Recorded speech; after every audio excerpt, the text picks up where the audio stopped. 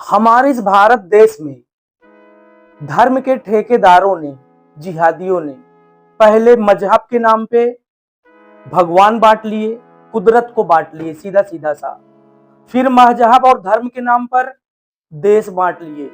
अखंड भारत कहे जाने वाले भारत से पाकिस्तान, बांग्लादेश, श्रीलंका, म्यांमार, भूटान, बांग्लादेश, ये सब अलग हो गए, पड़ोसी देश बन गए। कभी ये भारत के अंग थे। भारत आज भी बाप है इनका, लेकिन दुख है कि भारत के ही अंग हैं, टुकड़े हैं। यहाँ की नफरतें, यहाँ मजहब, नफरत, इसके चलते एक देश के 6-7 टुकड़े हो गए। और अब फिर देश में जाति के नाम पर भगवान बांटे जा रहे हैं। कहने की बातें हैं कि इस देश से जातिवाद, छुआछूत, छोटा बड़ा सब खत्म हो गया है। जी नहीं, अभी ऐसा नहीं हुआ। अभी भी यहाँ जाति के नाम पर भगवान बांटने का काम चल रहा है। छोटी जात के होने की वजह से बड़ी जात के लोग उनको मंदिरों में नहीं जाने देते। घोड़ी में चढ़ते हैं तो उनकी कत्ल कर दिए जाते हैं। उन्हें मंदिर में जाने नहीं दिया जाता, उन्हें मारा जाता है, प्रताड़ित किया जाता है। ऐसी कई घटनाएं आए दिन निकल के आती हैं किसी न किसी शहर से, भारत के ही अंदर से, जहां पर जाति सूचक शब्द एक फिर से श्राप जैसे समझ में आता है। सरकारें, धर्म के रक्षक, धर्म पर काम करने वाले, सनातन की रक्षा करने वाले कई संगठन हैं देश में जो यह दावा करते हैं कि जातिवाद, छुआछूत नहीं है। लेकिन समाज में व्याप्त बुराई, समाज में फैली बुराई, यह काला सच है कि आज भी जातिवाद है, आज भी छुआछूत है, छोटा बड़ा है। ये सोशल मीडिया में रोज कहीं ना कहीं से ये खबरें निकल के आती हैं कि कभी मंदिर में नहीं जाने दिया जाता, तो कभी कुएं में नहीं जाने दिया जाता, तो कभी जनसभाओं में, स्टेज में नहीं जाने दिया जाता, तो कभी सामूहिक भोजन में नहीं जाने दिया जाता। यदि ऐसा होता है तो उन्हें मार दिया जाता है, प्रताड़ित किया जाता है, कभी जिंदा जला दिया जाता है। कई स्थितियां निर्मित हो जाती हैं जो आपसे छुपी नहीं है, आप सब जानते हैं। हाल ही में अभी फिर एक घटना हुई है जो हम अपने चैनल के माध्यम से आपको दिखाना चाहते हैं, जो देश के लिए वास्तव में एक बहुत गंभीर विषय है। हाल ही में कुछ दिनों पहले फिर एक घटना सामने आई है जो देश और समाज में धर्म के ठेकेदारों के मुंह पर एक तमाचा है।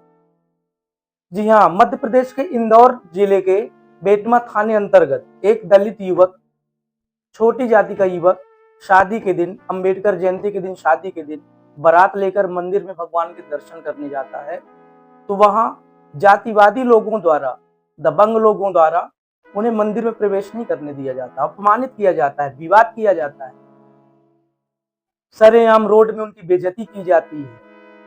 इस घटना से आहत होकर, इस बात से दुखी होकर उस समाज के लोग कहां पहुंच गए? सोचिए, वो मजार में पहुंच जाते हैं। अपनी आस्था उनको मजार में दिख रही है। क्या है ये? ऐसे बनेगा देश विश्वगुरु? ऐसे बनेगा देश अपना हिंदू राष्ट्र? इतना करारा तमाचा लगा है जिसका एहसास खुद ब खुद होना चाहिए। कम से कम अब तो देश को मत बांटो जातिवाद के नाम पर। बहुत गंभीर विषय है देश के लिए। कभी मजहब के नाम पर भगवान बटे, फिर कभी मजहब के नाम पर देश बटे, टुकड़े टुकड़े हुआ देश, और अब जाति के नाम पर फिर से भगवान बट रहे हैं। अब मजहब के बाद जाति के नाम पर। इंदौर में हुई इस घटना में परिजनों को इतना गुस्सा आया, वो बौखला गए। वो अपने जारी वीडियो में कहते भी हैं कि क्या दलित होना या हिंदू धर्म में पैदा होना क्या पाप है?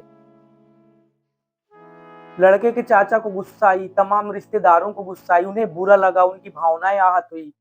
वो मंदिर छोड़कर पूरे जन समुदाय के साथ मजार में पहुंच गए।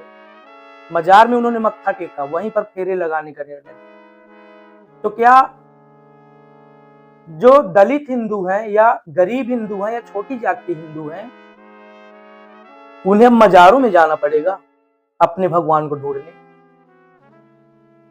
आए दिन देश में ऐसी घटनाएं होती जो कहीं से भी उचित नहीं है।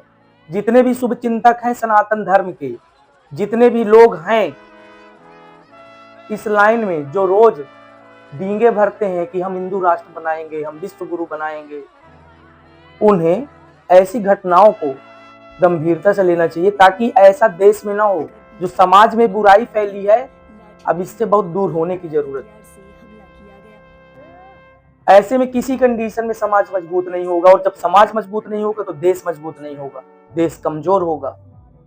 और इसी का फायदा उठा रहे हैं दुश्मन देश। गरीब, दलित, पिछड़े और आदिवासी हिंदुओं पर अब भय लगने लगा है।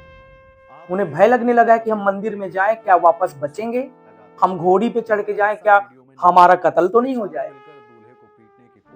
क्या चल रहा है देश में? यदि ऐसा ही चला तो फिर से वो दिन आएंगे, फिर अमन जाएगा, फिर सुकून जाएगा।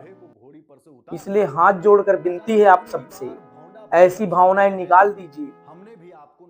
देश विदेश के लोग कितनी तरक्की कर रहे हैं, कोई चांद में पहुंच गया, कोई कहीं, और हम अभी भी यहीं पे कुएं में फंसे हैं। जैसे गड्ढे का एक मेढक, उसी जाति व्यवस्था, उसी छुआछूत में, उसी छोटे बड़े में, उसी मान अपमान में। खतरनाक है, बहुत ज्यादा, बहुत रिक्सी है ये। छोड़ दीजिए सब भावनाएं, सबको अपने गले से लगाइए, सबको प्यार दीजिए, सबसे प्यार लीजिए। यकीन मानिए फिर से अखंड भारत बन जाएगा। लेकिन यदि तमाम क्षेत्र से, देश प्रदेश, गांवों से यदि ऐसी घटनाएं होंगी तो कहां तक चलेगा? कोई नहीं चाहता, इज्जत सबको प्यारी है। कोई नहीं चाहता कि वो बारात में कार से न जाए। हर दूल्हा के सपने होते हैं, हर माँ बाप के सपने होते हैं कि वो अपने बच्चे को घोड़ी में बिठा के ले जाए। संवैधानिक अधिकार है उन्हें। फिर आप क्यों इन भावनाओं में फंसे पड़े हैं? क्यों देश को गर्त में ले जा रहे हैं? क्यों समाज को तोड़ रहे हैं? क्यों लोगों को खुद से नफरत करने पर मजबूर कर रहे हैं? फिर से आपसे हाथ जोड़कर निवेदन है कि इस पे गंभीरता ली जाए और ऐसी घटनाएं न घटे तो ही बेहतर है। आने वाली पीढ़ियों को क्या जवाब देंगे आप?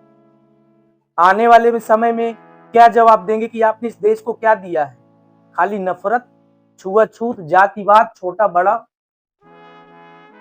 सब भारत माँ की संतानें हैं, सब देश की संतानें हैं, सब भारतवासी हैं। और जब माँ की संतानें आपस में लड़ती हैं तो माँ का कलेजा कैसे फटता है। यदि भारत को माँ मानते हैं तो आपस में प्रेम से रहना सीखें। इस वीडियो में ज्यादा कुछ न कहना चाहेंगे, इतना ही बहुत है समझने के लिए। बहुत भावनाएं ऐसे दुखी हो जाती हैं सब देख के सुन के कि जी नहीं मानता, इसलिए आपके सामने आना पड़ता है। हालांकि आप में से बहुत लोग गाली भी देते हैं, कोसते भी हैं, क्योंकि आपके भावनाओं के विरुद्ध हम बोलते हैं आपसी भाईचारा, प्रेम, जातिवाद खत्म हो, एक मजबूत धर्म बने, मजबूत समाज बने, मजबूत देश बने। लेकिन ये बातें आप में से बहुत लोगों को बुरी भी लगती हैं, उसके लिए क्षमा चाहता हूं मैं। लेकिन आप सोचिए कि क्या सही है कि क्या गलत? क्या देश को जैसे पहले धर्म के ठेकेदारों ने धर्म के नाम पर बांटा, मजहब के नाम पे भगवानों को बंटवारा किया, तो क्या अब जात के नाम पर फिर से वही करने वाले हैं? नहीं ना। तो फिर फिलहाल इस वीडियो में इतना ही। यदि किसी की भावनाओं को, किसी के आत्मसम्मान को ठेस लगी हो तो मैं क्षमा चाहूंगा, लेकिन निवेदन आपसे जरूर